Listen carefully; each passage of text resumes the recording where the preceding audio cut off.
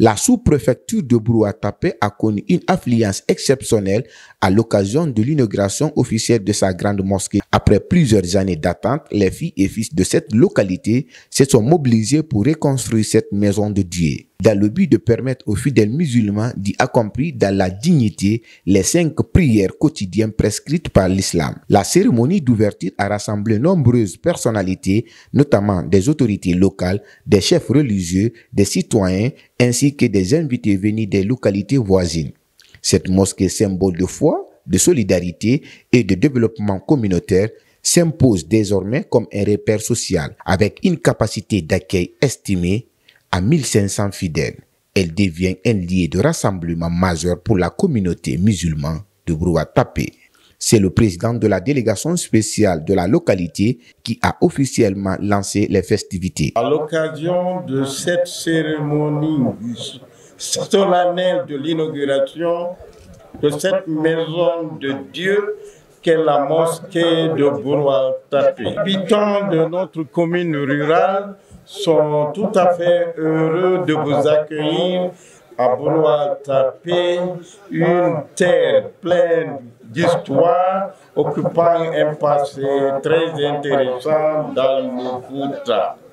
La mosquée que nous allons inaugurer aujourd'hui compte parmi les vieilles mosquées de notre région. Elle a un passé riche et a subi plusieurs transformations. D'abord, elle était en paille, puis en béton, et aujourd'hui, elle présente cette beauté remarquable que nous allons voir bientôt. Cette maison de Dieu, elle a été reconstruite pendant une période de 30 mois. Elle a été entièrement financée par les fils, filles et résidents de Brouatapé et tous les ressortissants résidents, soit à Conakry, en Sierra Leone, aux États-Unis. El Hadj Mamadou Dem, l'un des principaux donataires ayant contribué à la rénovation, a invité les habitants à protéger ce lieu sacré. Il a encouragé par ailleurs les fidèles de la commune rurale de Brouatapé à effectuer leurs grandes prières dans cette nouvelle mosquée. C'est l'entretien de la mosquée, parce qu'une maison, c'est l'entretien. Sans l'entretien, elle va se dégrader, ça c'est vite fait.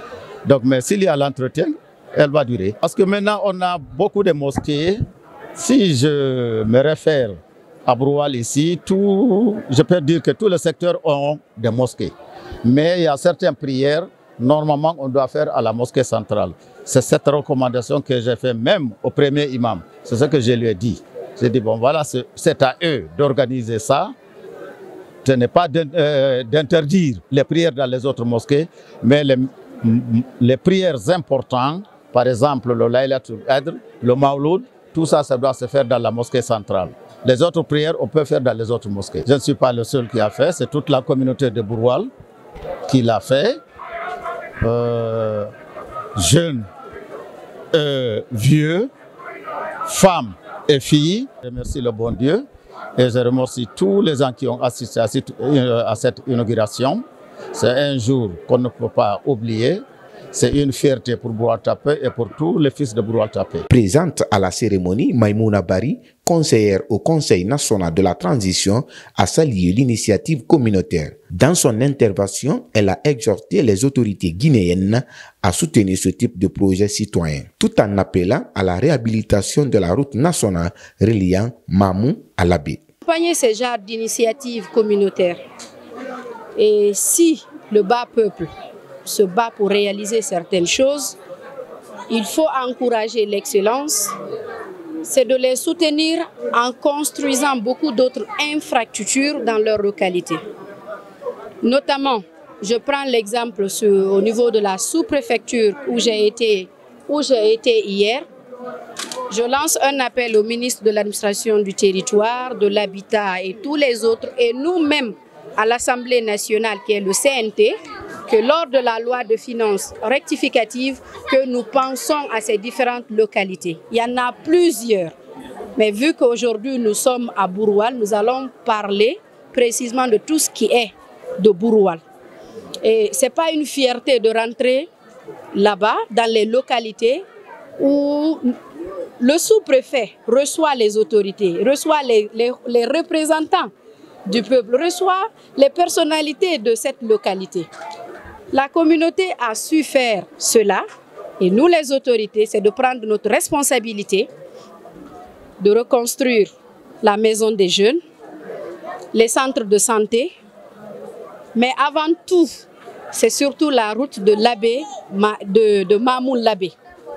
Parce que quels que soient les biens que nous avons dans cette localité, si nous n'avons pas de route pour pouvoir venir visiter, comment amener les autres? Nous parlons de fierté aujourd'hui de Dalaba, nous parlons aujourd'hui de Kankan, de Farana, mais il y en a plusieurs au Fouta, il y en a plusieurs aussi dans les autres régions.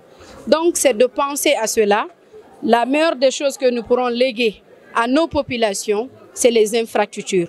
Donc je lance un appel aux autorités de penser à la reconstruction du siège du sous-préfet, mais également la route Mamou-Labé. La cérémonie s'est clôturée par une lecture collective du Saint-Coran, suivie de prières et de bénédictions formulées pour la paix et la prospérité en Guinée.